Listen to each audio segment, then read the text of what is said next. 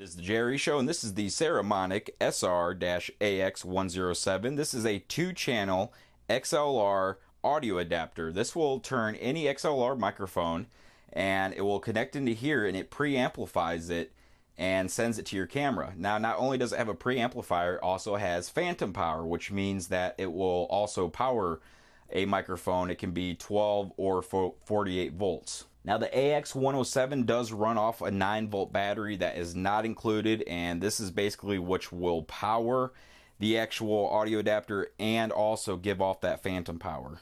Now, the Saramonic mounts right on the bottom of most DSLR cameras. It just screws in there very nice, and it's all contained one unit. You're already looking at the back of your camera. You just look down a little bit. It's very convenient to have that audio and the controls right there. Now, on the bottom of the Saramonic itself, we have another 3/8 and 1/4 female, so we can attach that to a tripod. And if we look on the sides here, we have the hot shoe, or I don't know, hot shoe, cold shoe.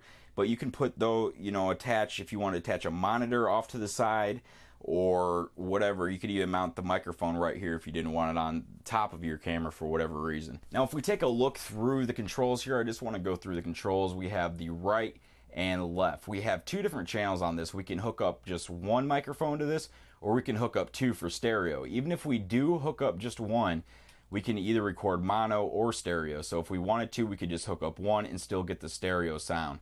Now, for the peaking is for, you can keep that on or off. I just keep it off because the peaking, if these levels, you can see I got the left one, or this is the right one I have on the camera, and then the left one I have kind of hiding here underneath the headphones. So that's why it's picking up, and I can adjust the 2 different ones right here, left and right channels. But I want to move on here. We have the power off, on. This turns the whole unit on and off. And moving on, we have single mono. This is just monos, one out of one speaker. Stereo would be out of both. And then we have the PH, mic, and line.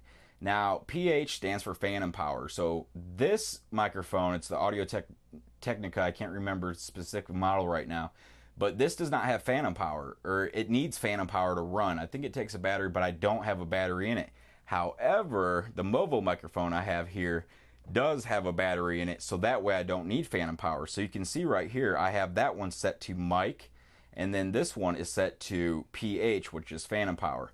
The other one would be line, and that's when you're going to be listening to playing back videos or whatever. Going down here further, we have a headphone input, and that way you can monitor while you're recording. To the left of that, we got the right and left. Those are just the different inputs, and you can adjust those, of course. Then we have the phantom power. Like I said, you can switch that between 12 volts and 48 volts. If you don't use phantom power, like I said, you just switch it over there to the mic or MIC. Automatic gain control. If we switch that off for a second, notice the left channel.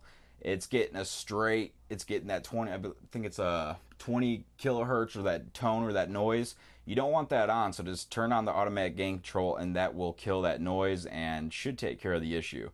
And we have monitor, and the monitor, do you want to listen to, are you going to play back, or are you recording? So you'll need to have that switch to record when you want to monitor. You can see I have my headphones plugged in right here. And also, I mean, that's just what I would usually do, is plug in through my camera, just because I want to hear the audio directly from my camera.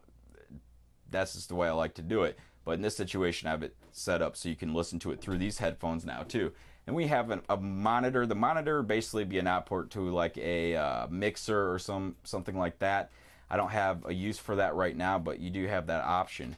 So those are the basic controls on the AX107. Now, this little cord is included with it, and I just ran that from my camera to the actual preamplifier here, but I wanted to spin it around real quick and just show you the XLR inputs on the back, and also where the battery can be found. You can see they're labeled left and right, and then they have these push buttons, and you just push in. I got a kind of a tangle going on here, but you just push in like that. You hear a nice click, and these are real nice. I mean, I don't have any complaints with them whatsoever. They click in and click out as they're supposed to, and they have that nice release there. But even if someone were to get tripped, or trip on one of your cords, if you do have this ran out, these probably ain't gonna come out. So someone's probably gonna yank down your camera or microphones or whatnot.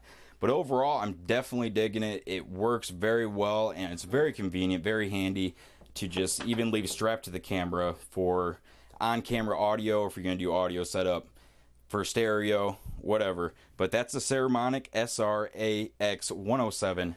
Thanks for watching.